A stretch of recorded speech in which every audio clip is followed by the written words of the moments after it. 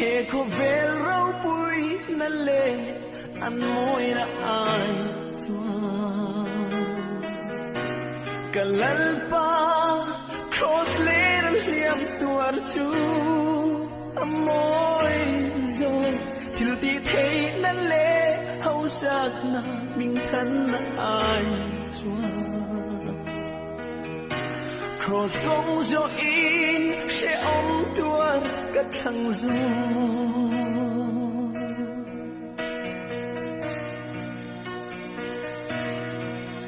Gamalam chu thim na le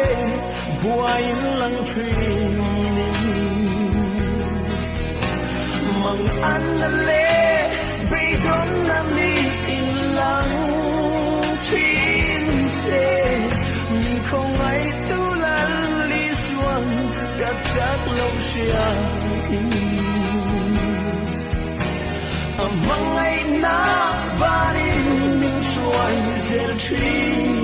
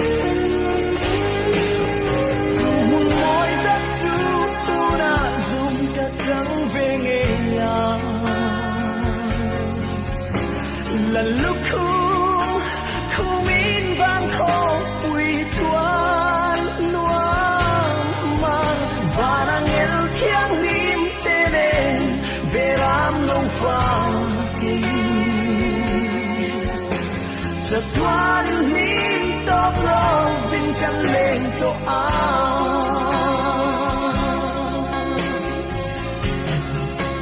hồi ki rin ka pat sa le to lo va ka chiat rin o di suan min suai dong si lim na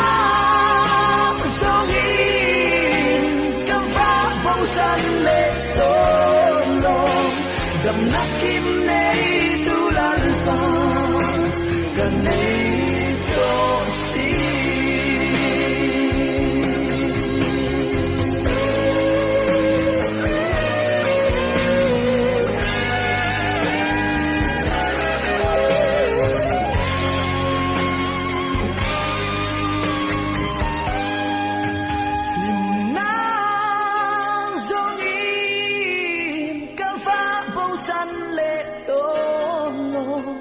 dam na kim nei tu al pa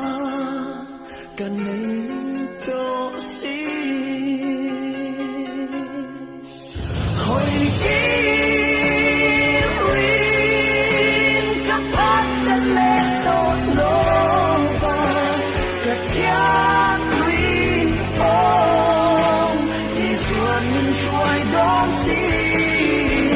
lim na